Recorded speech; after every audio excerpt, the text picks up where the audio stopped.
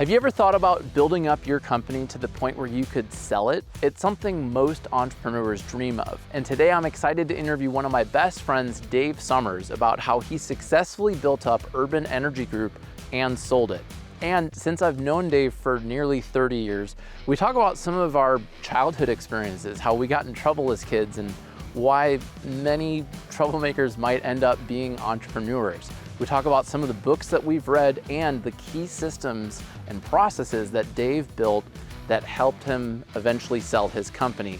Plus, what is he up to next? So check out today's interview to hear Dave's story.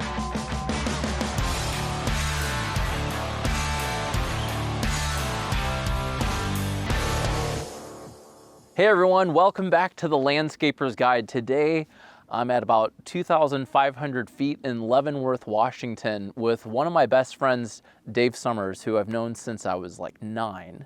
And I'm excited to interview Dave because he just sold his company, Urban Energy Group, which Ramblin Jackson, we also built a website for you guys, and super excited to be here. Right now we're celebrating the sale of your business.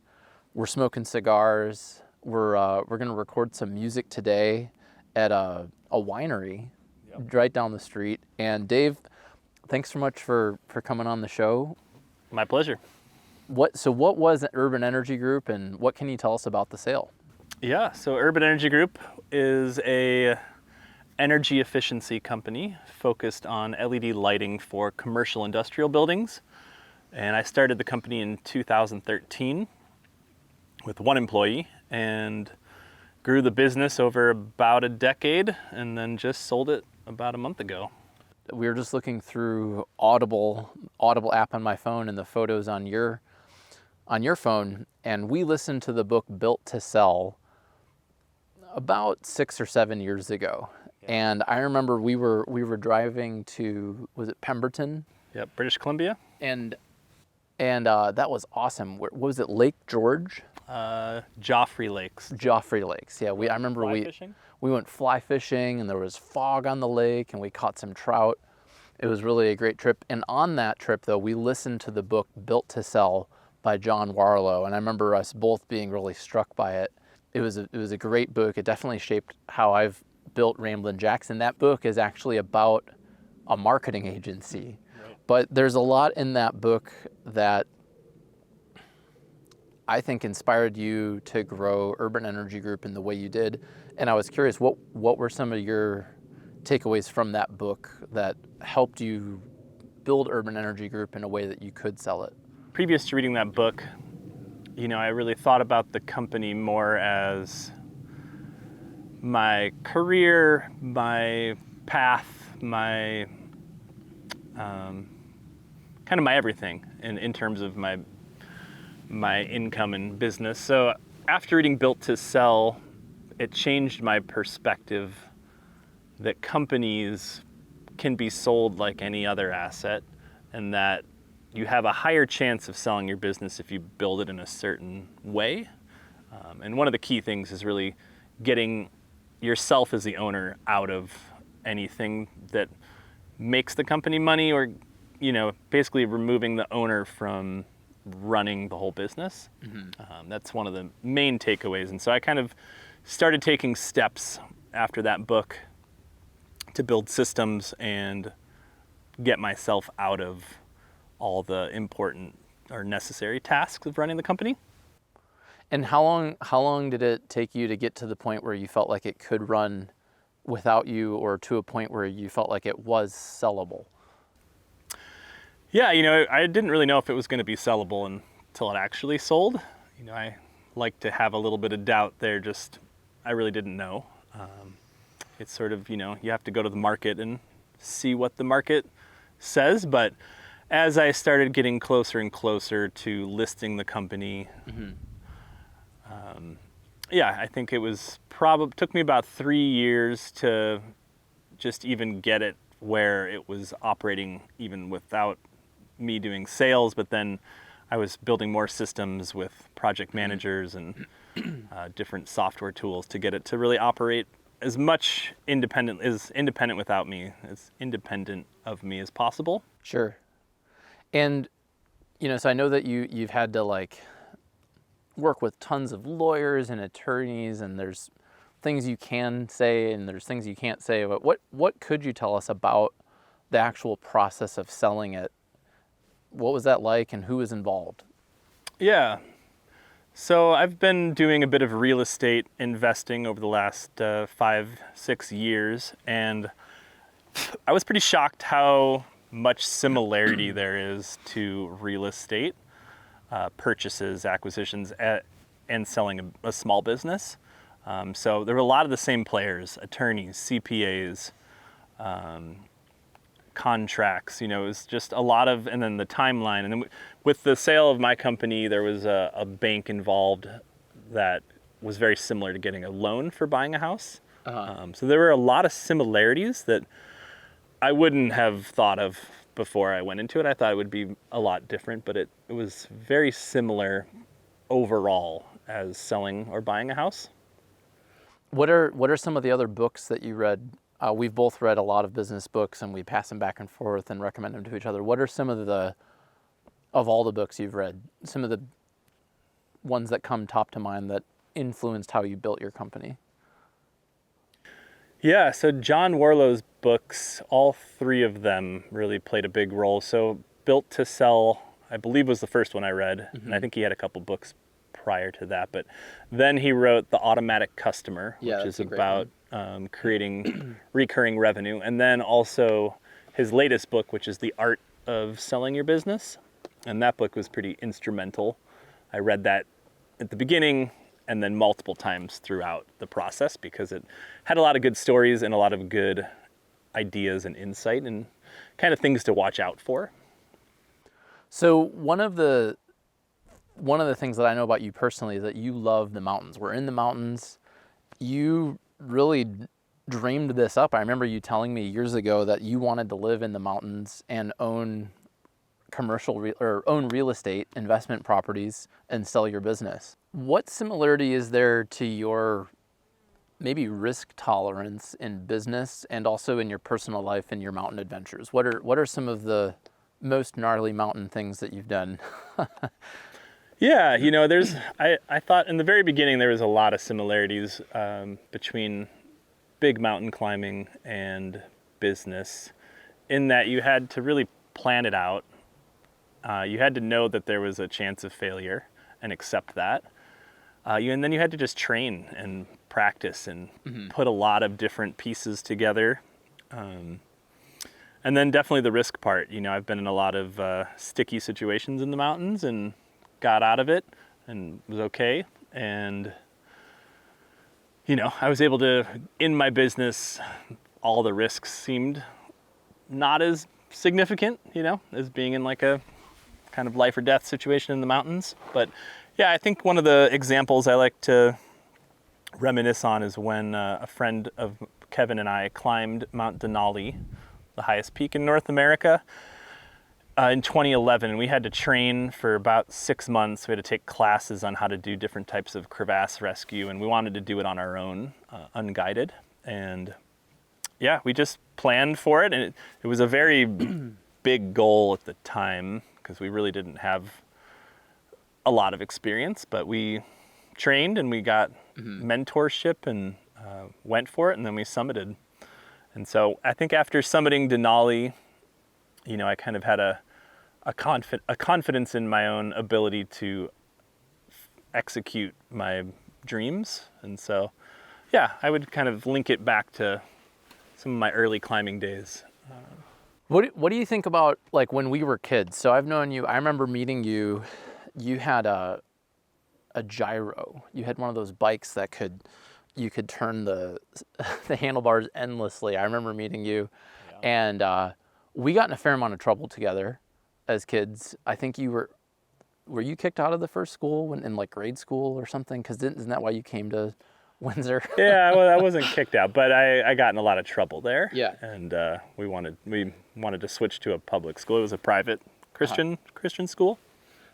Well, so I got in a lot of trouble at that time, and I remember in first grade, Mrs. Carbone, Frank and I were in Mrs. Carbone's class, and our school system made sure that Frank and I were never in the same class again until our senior year of high school, because we caused that much trouble together. And so we were all friends and we were always causing trouble. I'm curious, like, looking back, but Mrs. Carbone said, Jack, you are a leader. You're a natural leader, but you're choosing to be a negative leader, and you could choose to be a positive leader. And it took me a long time to realize what she was saying, because it was true. It was much easier to be a negative leader as a 6-year-old and to cause trouble and to get the other troublemakers together. I'm curious now, we're both parents. What do you think about that phase of our life now? Like, I'm curious, like, are entrepreneurs troublemakers when they're little kids, or? Well, yeah, I think there is certainly a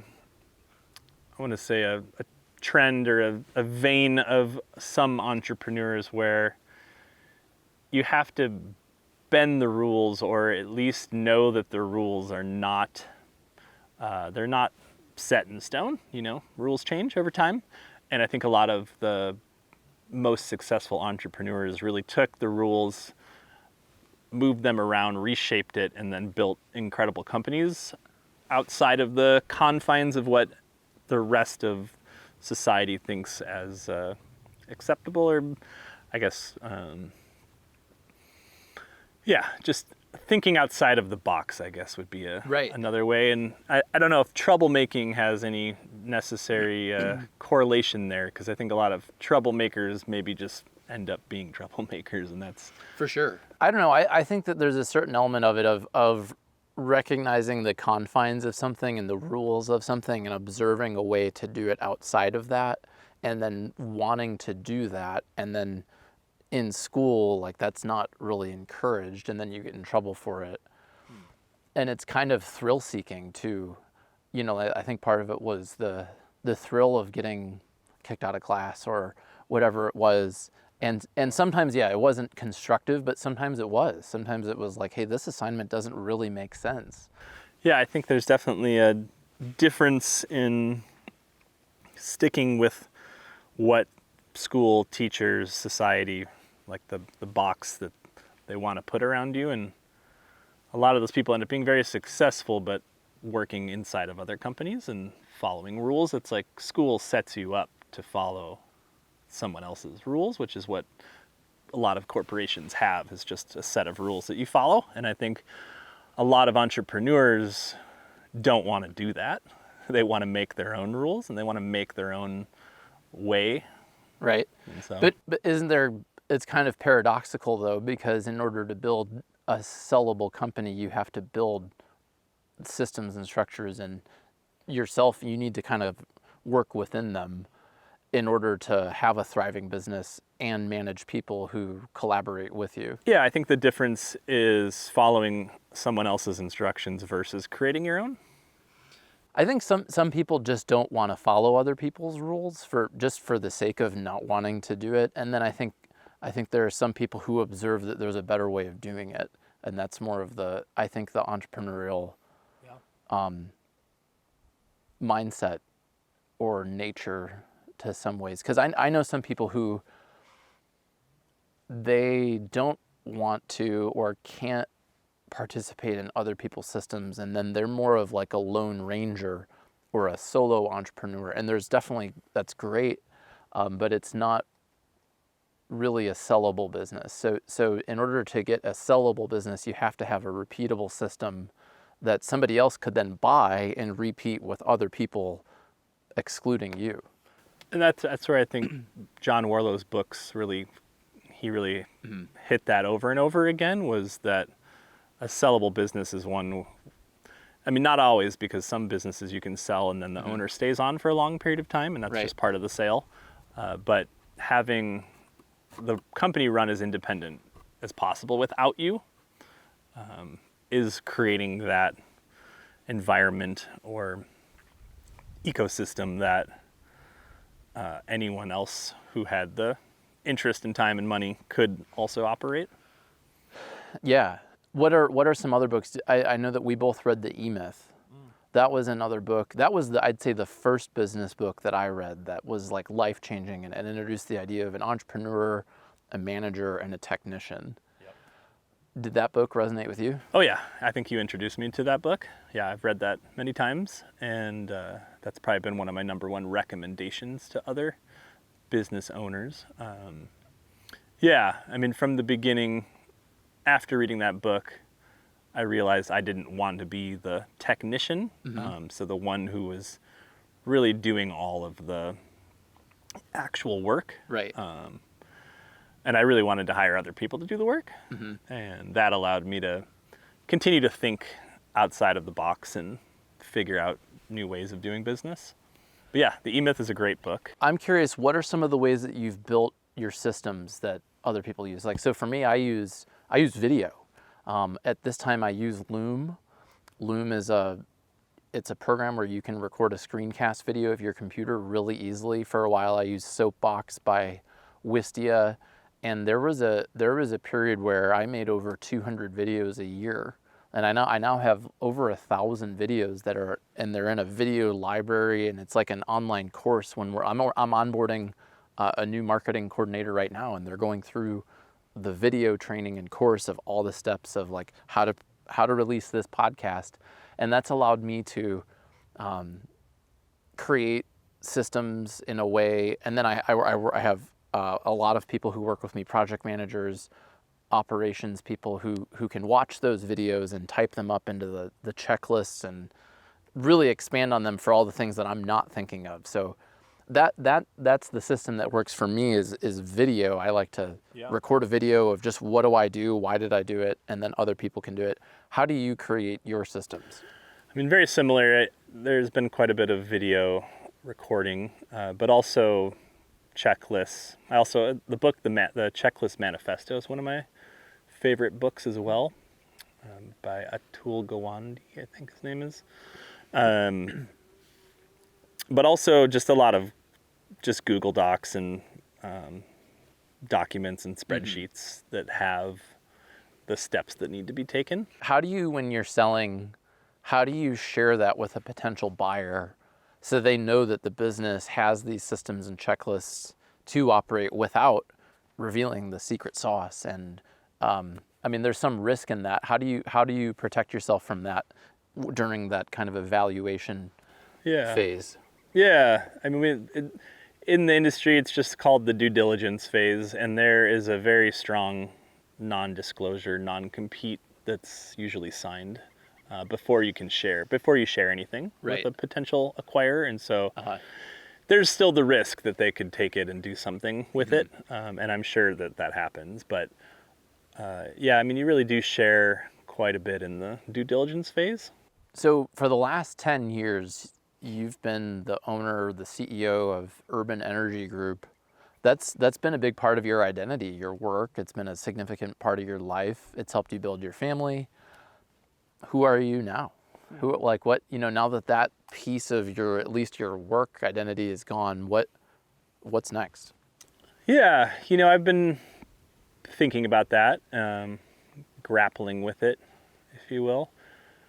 That's probably been one of the hardest parts of this whole process is reinventing myself, but I've also continued to hold on.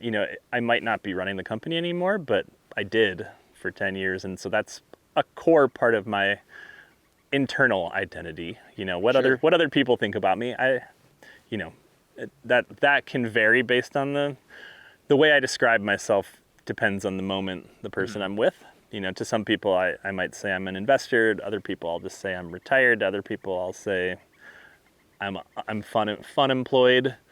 It's or in other people, I'll just say I'm unemployed. I just don't have a job right now. Right. But yeah, the identity is definitely I think it, and John Warlow talks about that quite a bit in his book, Built to Sell, as well as The Art of Selling Your Business.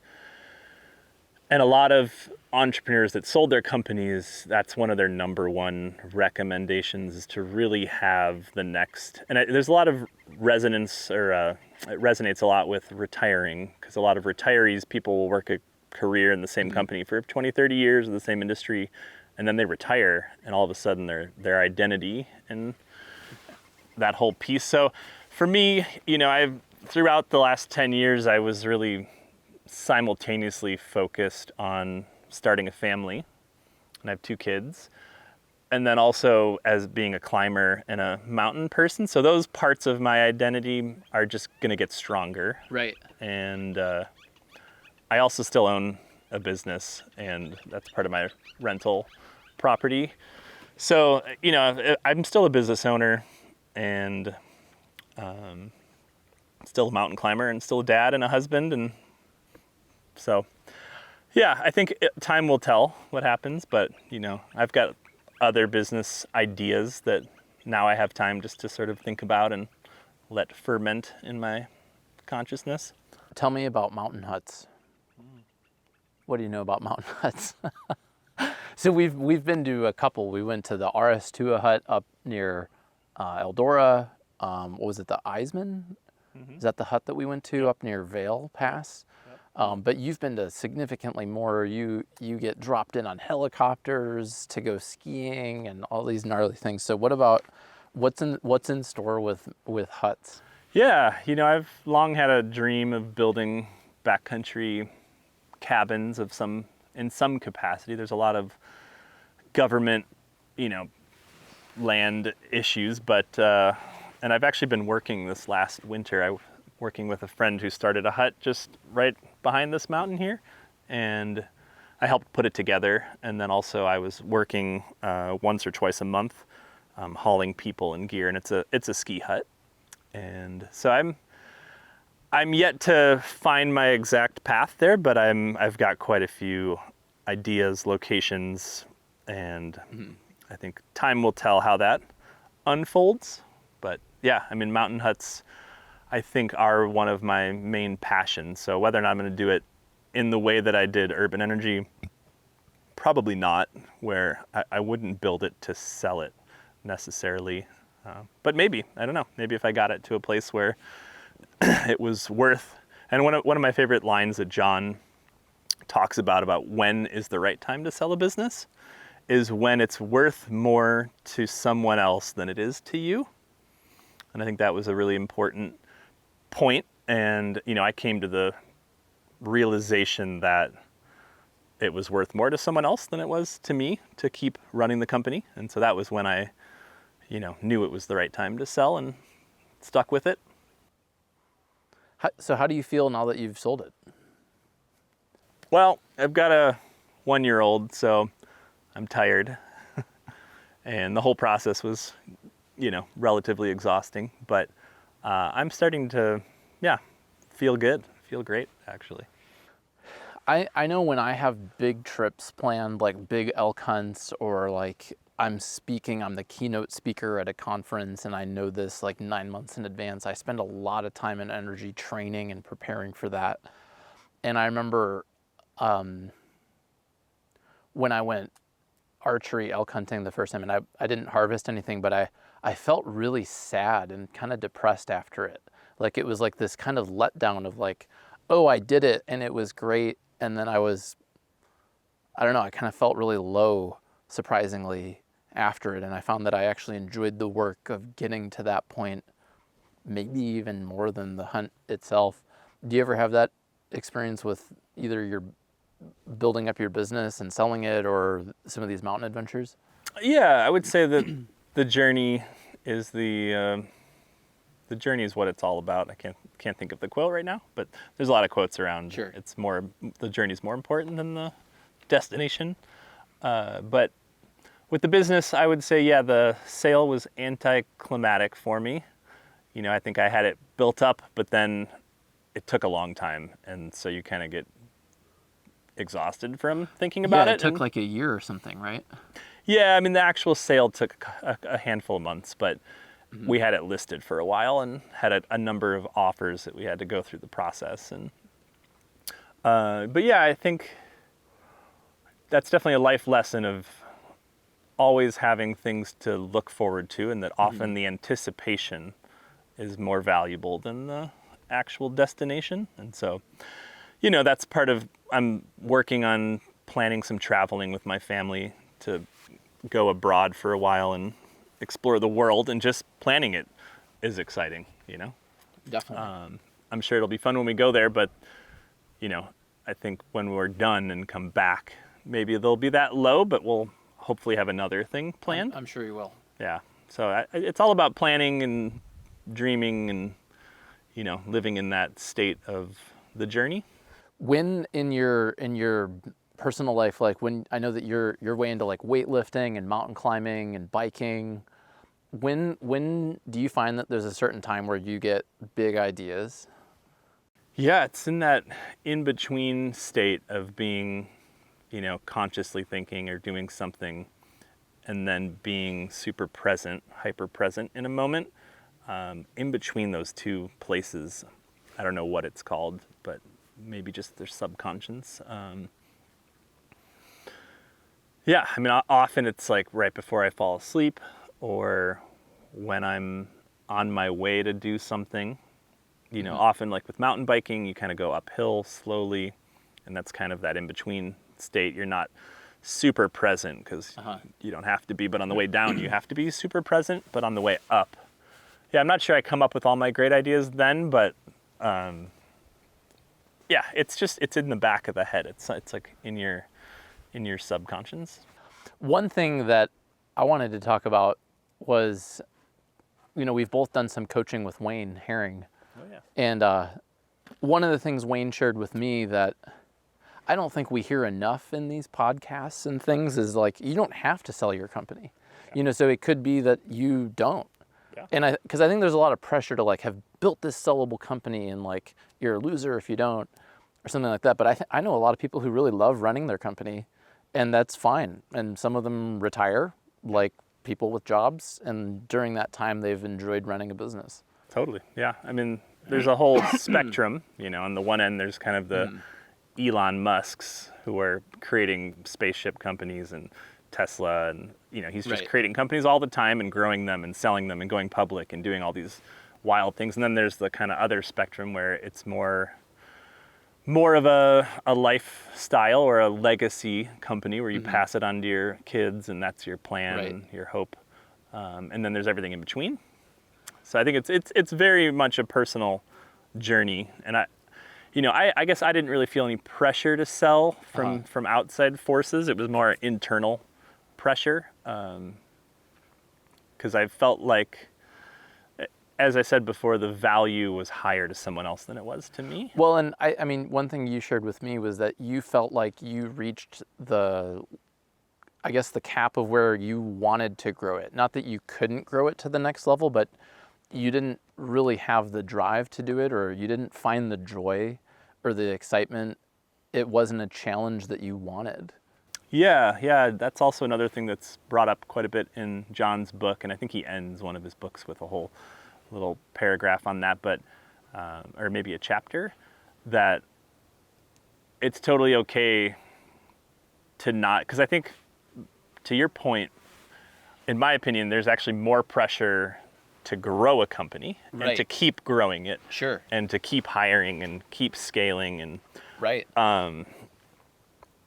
and for some people that's just not what they want to do. And for me it was really creating the company, the creation of it. Sure. The management and then the scaling and the growing of it was less interesting, and also just frankly less fun. Like I just wasn't having as much fun as the creation and the problem solving and putting the puzzle together. For me, it was a puzzle, and I was kind of putting all these pieces together. And then once the puzzle was pretty much put together and it was running by itself, that's when my interest and motivation and energy started to decline with running the company. Right. Well, and it's a good thing that you realize that, because there are a lot of people who own companies and they get to that point, and if they haven't invested in the systems that get them out of being so integral to day, then owning a business can be awful. Oh yeah, I mean it could be much worse than having a job. Significantly worse. Yeah. And if you're not getting paid very well doing that, like, why would you do it? Yeah, I can't remember what the statistic is, but it's a shockingly low percentage of businesses that actually sell. Like it might be in like the single digits or single percentile of 1%. It's like 0.4% of companies in the US actually sell versus how many are created. Right. A lot of people create companies. And I've also heard from the broker that I worked with and different companies that sell companies that the majority of their clients are at that point where they're too old or they're having health issues or various issues, and now they have to sell. And so I wanted to avoid that. So yeah, I mean, it's a personal journey, but once I got the idea in my head of selling, then I was able to latch onto it and get excited about that. Like that was what was exciting, more exciting to me That was than the next project. yeah, that was the next project to do and the next puzzle to solve. It was like, Sure. you know, I've made the business, new puzzle is figuring out how to sell it. I think it's been really helpful to know you throughout this whole process.